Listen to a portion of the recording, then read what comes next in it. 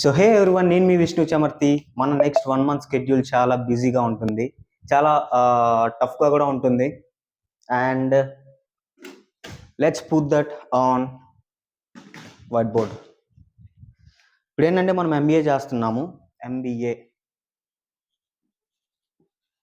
దీని తర్వాత మనం ఏంటంటే డిబిఏ చేస్తాము. డిబిఏ అంటే డాక్టరేట్ బిజినెస్ ఫీల్డ్లో. అండ్ ఇదేంటంటే పిహెచ్డి చేస్తే మనం ఇన్స్టిట్యూషన్ లెవెల్లో డాక్టరేట్ వస్తుంది.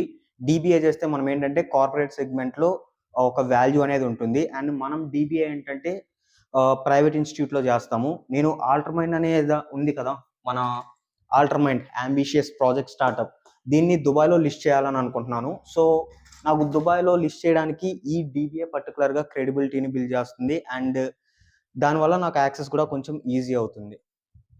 అండ్ ఇప్పుడు ఈ ఎంబీఏలో మనకి 70% అనేది రావాలి. సో సెమ్ ఎగ్జామ్స్ మీద కొంచెం కాన్సన్ట్రేషన్ అనేది చేయాలి. ఈ 70% రావడం వల్ల మనకి డిబిఏలో కొంచెం ఇంపాక్ట్ అనేది పడుతుంది. అది తర్వాత డిస్కస్ చేద్దాము. And then coming to our preparation, మనకేంటంటే వీక్కి 2 exams only on weekend, Saturday Sunday ఉంటాయి.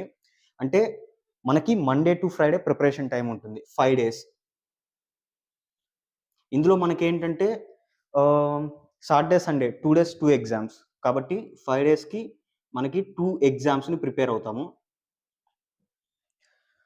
మనకేంటంటే ఈచ్ సబ్జెక్ట్కి 4 సిఓస్ ఉంటాయి. ఈ సిఓస్ కూడా ఏంటంటే పార్ట్స్గా డివైడ్ చేశారు, లెక్చర్ పార్ట్స్గా. మనం దాన్ని కూడా కంప్లీట్ చేయాలి.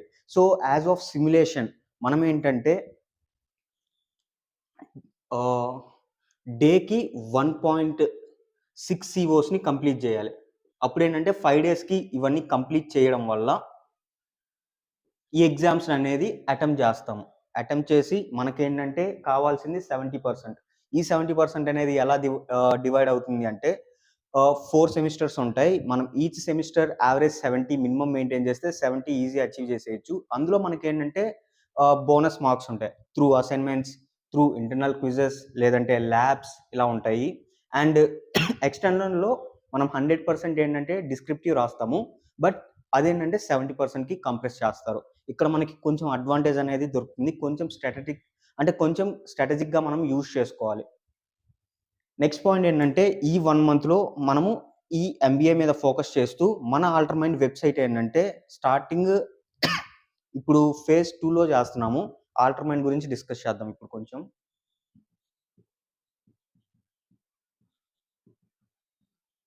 ఈ ప్రాజెక్ట్ని ఎవరు సపోర్ట్ చేయట్లేదు, మొత్తం అంతా నేనే బిల్డ్ చేస్తున్నాను. సో A to Z అన్ని నేనే చూసుకోవాలి.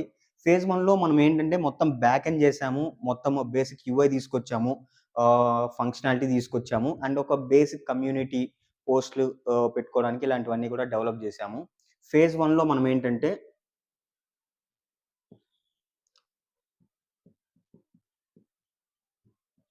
స్ప్రింట్స్ 6 కంప్లీట్ చేసాము. ఇది సాఫ్ట్వేర్ వాళ్ళకి కొంచెం ఐడియా ఉంటుంది. స్ప్రింట్స్ అంటే ఏంటంటే ఒక మాడ్యూల్ ఉంటుంది, దాని ఒక స్ప్రింట్ అంటాము డెవలప్మెంట్ని. సో మాడ్యూల్ అనే కాదు, ఒక పర్టికులర్ ప్యాకేజ్ కూడా ఉంటుంది, దాన్ని కూడా స్ప్రింట్లోకి యాడ్ చేసుకోవచ్చు. అజైల్ మెథడాలజీ అంటాం దీన్ని.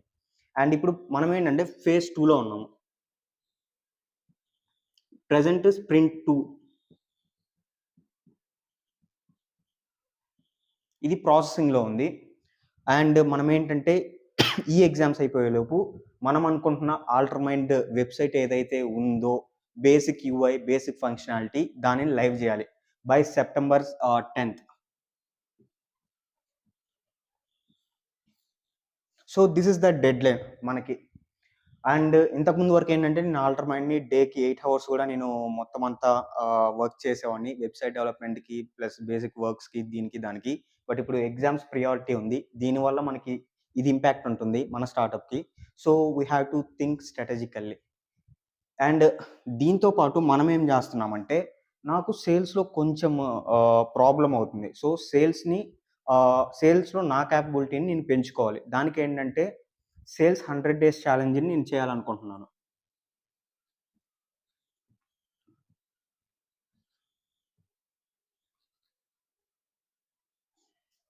ఈ 100 daysలో నా టార్గెట్ ఏంటంటే 100 productsని సేల్ చేయాలి.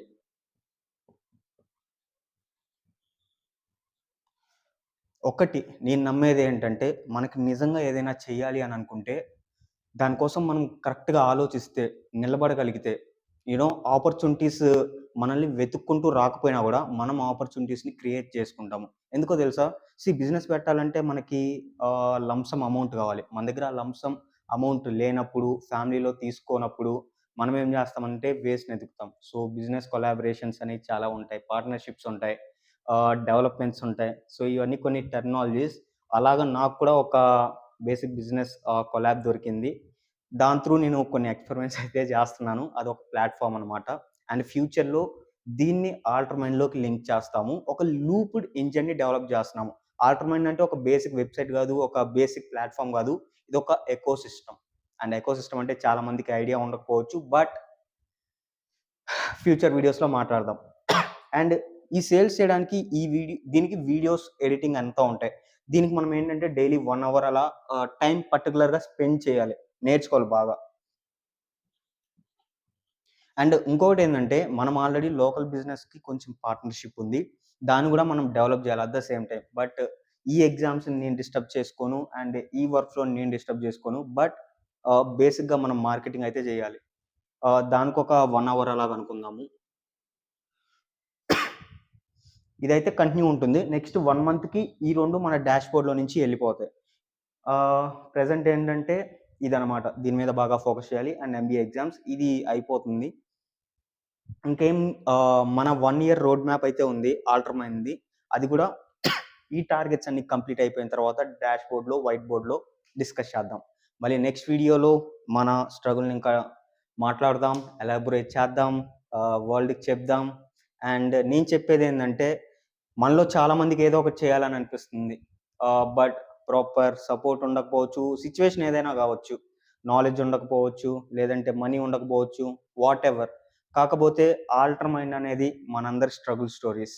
అండ్ మీరు కూడా జాయిన్ అవ్వచ్చు. మీరు కూడా మీ లైఫ్స్‌ని ఇంకా బెటర్‌గా చేయొచ్చు. మీరు కూడా మీ గోల్స్‌ని అచీవ్ చేయొచ్చు ఆల్టర్ మైండ్ ద్వారా. అండ్ ఇదంతా మనం ఫ్యూచర్‌లో పర్టిక్యులర్‌గా డిస్కస్ చేస్తాము. అండ్ మళ్ళీ నెక్స్ట్ వీడియోలో ఇంకా మాట్లాడదాం. Until then this is your captain Vishnu Chamarthi signing of.